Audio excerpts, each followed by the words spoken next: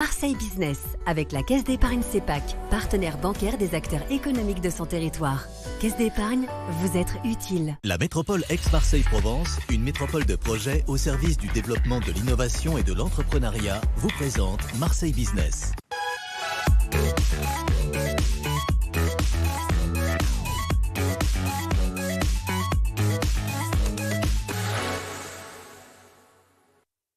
Bonsoir à tous, soyez les bienvenus dans Marseille Business, l'émission de BFM Marseille-Provence consacrée à l'actualité économique dans notre département. Aujourd'hui, nous recevons sur ce plateau Sébastien Chasse. Bonsoir. Bonsoir. Vous êtes le directeur régional de l'ADI. C'est une association qui octroie, entre autres, des microcrédits aux entreprises qui n'ont pas eu le droit à des crédits bancaires. Vous allez nous expliquer dans un instant comment ça marche précisément. À mes côtés, comme chaque mardi, Laurence Bottero. Bonsoir. Bonsoir. Comment vas-tu, Laurence ? Très bien, et toi, Sophie ? Ça va très bien. Rédactrice en chef pour la Tribune, pour la région Sud. Tu vas commencer en nous parlant du chiffre éco de la semaine.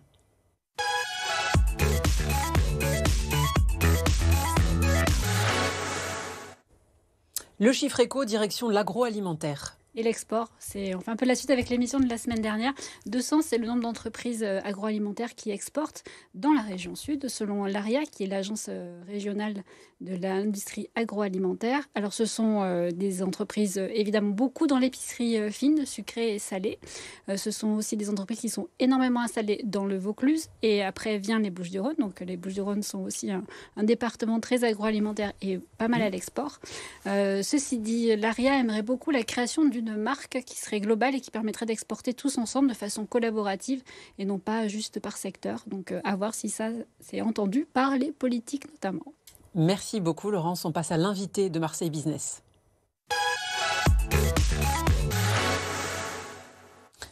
Sébastien Chasse, vous êtes donc le directeur régional de l'ADI, c'est l'association pour le droit à l'initiative économique. Concrètement, vous octroyez des microcrédits aux entreprises qui n'ont pas eu le droit à un prêt bancaire classique, si l'on peut dire ça comme ça. Pour commencer, pour ceux qui nous regardent, quelles sont ces entreprises ? Pourquoi, en général, elles n'ont pas eu le droit à un prêt bancaire ? Alors l'ADI, c'est effectivement une association qui est reconnue d'utilité publique. On finance et on accompagne les entrepreneurs à qui les banques ne peuvent pas prêter. Pourquoi ? Parce qu'elles peuvent manquer d'apport, parce qu'elles sont au chômage, parce qu'elles sont au RSA. Elles n'ont pas les garanties qui permettent d'accéder à un crédit bancaire classique. La mission de l'association, c'est d'apporter. Et puis aussi avoir de l'information pour échanger et débattre. Et au fond, voilà, c'est ça. Et la spécificité du club, c'est que on représente pas un métier, on représente pas une taille d'entreprise. On a beaucoup d'entreprises de la métropole, on a même quelques entreprises en dehors de la métropole. Et en fait, je crois qu'un des ADN de ce club, c'est vraiment ce mélange et cette diversité qui fait aussi une de ses forces et un de ses attraits. Finalement, on peut dire que 25 ans plus tard, vous revenez presque à vos premières amours, parce qu'il y a les JO qui arrivent. Et vous encouragez justement les entreprises du territoire, toutes tailles confondues et tous secteurs confondus, à saisir cette opportunité qui n'est pas forcément regardée d'ailleurs par les entreprises. Qu'est-ce qu'il faut faire pour qu'elles osent, par exemple, ne serait-ce que répondre à des appels d'offres ? Alors, on a essayé de sensibiliser, puisque nous avons organisé une manifestation début juillet, justement sur ce sujet. En 3 temps. Premier temps, les débats ont été démarrés par Tony Estanguet. Après, on a Cédric Dufoy qui nous a expliqué ce qu'étaient les JO, qui est une manifestation, un événement mondial. Et puis après, on a présenté la marina par les constructeurs et les constructeurs. Et puis après, on a fait une table ronde sur un certain nombre de grands mécènes des JO. Et en fait, l'idée, c'est de montrer d'abord la taille et l'ampleur du sujet, où on va faire rayonner cette ville, on va faire rayonner cette rade, on va faire rayonner Marseille. Mais il faut faire rayonner les entreprises. Il y a aussi, oui, absolument, mais quand le territoire rayonne, les entreprises rayonnent. Et puis il y a aussi le sujet du fait que les Jeux Olympiques, c'est aussi un donneur d'ordre. Il y a d'ailleurs des appels d'offres qui ont déjà démarré, il y en a d'autres qui vont arriver. Et effectivement, expliquer aux entreprises du territoire, et notamment les petites, qu'il y a de l'activité à développer et il y a à montrer le savoir-faire, les savoir-faire qui existent sur ce territoire. Concrètement, quels sont les atouts du département ? Les entreprises qui ont des atouts, les secteurs ? Alors les atouts, il y a les entreprises, mais il y a aussi la qualité de vie ici, le climat, la mer. C'est ça que vous mettez en avant ?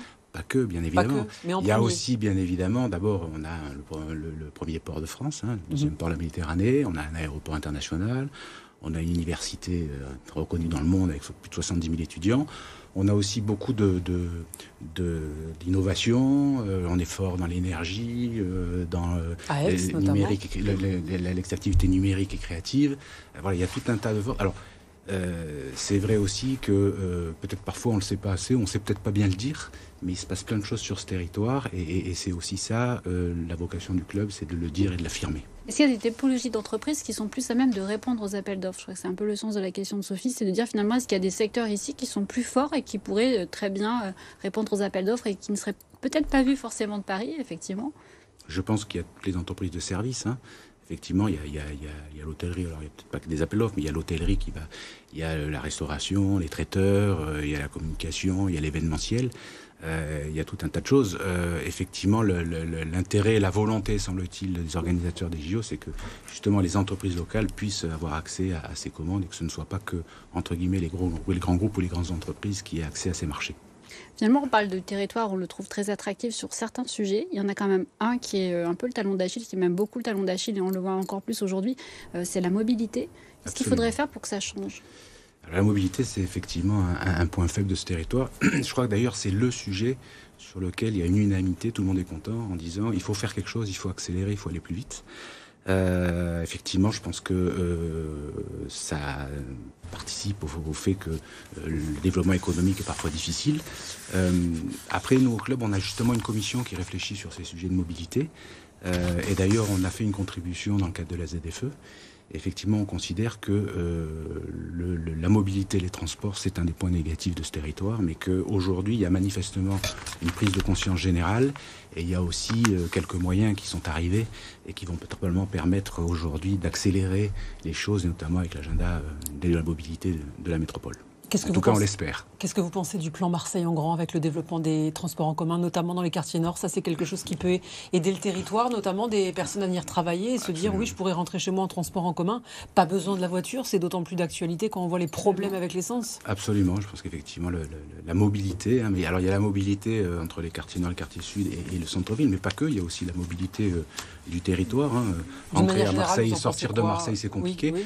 Aujourd'hui, quand vous habitez au Ban et si vous devez aller travailler à Aix, c'est très compliqué. Voilà, donc c'est peut-être parfois plus facile de rester à la maison. Ça, c'est pas prévu encore dans le plan. Non, mais ce que je veux dire, c'est qu'il y a quand même un certain nombre de choses qui sont prévues. Mais notamment, il y a des enveloppes. Parce qu'il y a déjà le plan 2. Qui pourraient essayer de mais développons déjà, et après, la connexion se fera plus facilement. En tout cas, c'est aussi un vrai sujet dans la ville, mais c'est aussi un sujet entre bassins d'emploi. Bien sûr. Et puis, dans ce plan de relance, enfin, ce plan, Grand Marseille, il y a aussi tout ce qui est sur l'entrepreneuriat, le carrefour de l'entrepreneuriat, avec quelque chose qui est très tourné vers les jeunes, qui a beaucoup de sens, me semble-t-il, avec des choses qui ont été créées avec la Chambre de commerce. Il faut un renouveau des entreprises ? Oui, alors je pense, et puis surtout, je pense qu'aussi, l'emploi se porte plutôt bien en France et plutôt bien à Marseille. Peut-être que c'est un peu moins favorable sur les jeunes, notamment à Marseille. Et au fond, je pense que si on peut aider les jeunes à se rapprocher de l'entreprise, à découvrir l'entreprise, notamment ceux qui sont éloignés de l'emploi, ça a bien évidemment du sens. Et puis même ceux qui ne sont pas moins éloignés, mais la génération Z, c'est un sujet aujourd'hui. Et je pense que du point de vue des entrepreneurs, c'est aussi un vrai sujet. On ne rencontre pas un entrepreneur aujourd'hui qui ne vous dit pas qu'il a des problèmes de recrutement. Rapprocher l'entreprise aussi de la jeunesse pour savoir quelles sont leurs attentes, qui ne sont pas forcément les mêmes que nous. Et savoir quelles sont la manière de les fidéliser, de les attirer dans l'entreprise. Je crois que tout ça a du sens et doit concourir à pouvoir faire correspondre l'offre et la demande, parce qu'il y a de la demande d'emploi et il faut peut-être améliorer la capacité de l'offre. Une dernière question peut-être ? Oui, tu as le temps. Justement, vous êtes président depuis 10 ans, je crois, maintenant. Vous avez forcément vu évoluer le territoire, qui a beaucoup changé durant cette période. Quel regard vous portez sur le territoire ? Qu'est-ce qui a bien progressé ? Vous l'avez un petit peu dit, c'est vrai qu'il y a des choses qui se passent et on ne le sait peut-être pas forcément bien. Qu'est-ce qui manque encore ? Il manque hormis la mobilité qu'on vient d'évoquer. Il manque de problème de mobilité.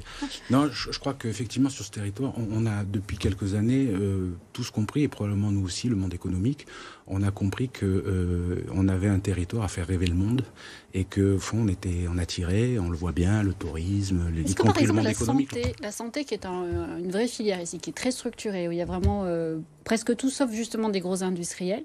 Est-ce que, par exemple, ça joue vraiment sur l'attractivité ? Est-ce que ça, vous l'avez ressenti en disant un changement sur l'attractivité du territoire parce que la filière santé s'est structurée, attire aussi des talents et des créations d'entreprises ? Le sujet aussi, c'est d'être en capacité d'apporter à ces activités économiques qui voudraient venir sur le territoire une offre, que ce soit de logement, de labo, ce qui est parfois un peu compliqué. Et on le voit bien aujourd'hui, sur le marché du bureau et sur le marché du village d'entreprise, il y a des tensions assez fortes.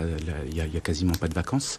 Ça veut bien dire effectivement qu'il y a de la demande. Et c'est pas que de l'intramuros, il y a aussi des entreprises de l'extérieur, mais il y a aussi de la croissance endogène. Donc c'est vraiment important. Après, aujourd'hui, je crois que oui, on a un monde économique qui, me semble-t-il, s'intéresse plus au sujet, et je pense que tout est là pour réussir. Merci beaucoup Pierre-Édouard Berger, président du Club Marseille Métropole, d'être venu sur notre plateau. On passe au calendrier éco, mais avant cela, il y a l'entreprise éco de la semaine. Je t'en prie Laurence, quelle est-elle? Alors c'est une entreprise qui est assez maligne puisqu'elle se sert des mails pour pouvoir identifier, étudier l'organisation interne des entreprises. Donc elle s'appelle Mailoop, elle est basée à Aix-en-Provence, mais elle est d'abord née à Paris, donc comme quoi c'est aussi une preuve que le territoire attire, puisqu'elle est venue s'installer ici. Donc ce qu'elle propose aux entreprises, c'est une aide finalement en regardant les mails et savoir comment ça se passe en termes de RH. Est-ce que ça se passe bien? Quels sont les endroits où il faut pouvoir peut-être évoluer sur certains sujets comme l'emploi du temps? En tout cas, c'est assez intéressant, c'est une nouvelle façon de regarder les relations humaines dans l'entreprise. Et le calendrier éco, qu'est-ce que ça donne? Alors le calendrier éco, nous avons 2 rendez-vous. Alors, un, ce qui est demain matin et qui est organisé par la Chambre de commerce et d'industrie, qui va donner justement des bons plans, mais je ne sais pas si c'est encore des bons plans, mais en tout cas tout ce qui concerne le niveau énergétique et qu'est-ce qu'il faut faire dans l'entreprise pour pouvoir s'en sortir. Et le 27 octobre, en revanche, c'est Invest in Biomed, donc c'est tout ce qui concerne le secteur de la santé que l'on vient d'évoquer, qui est organisé par le pôle Eurobiomed. Et voilà, c'est pour savoir comment investir, approcher les investisseurs des entreprises. Merci beaucoup Laurence, merci Sophie. Pierre-Édouard Berger. Vous Merci. restez sur BFM Marseille Provence, on se retrouve après une courte pause.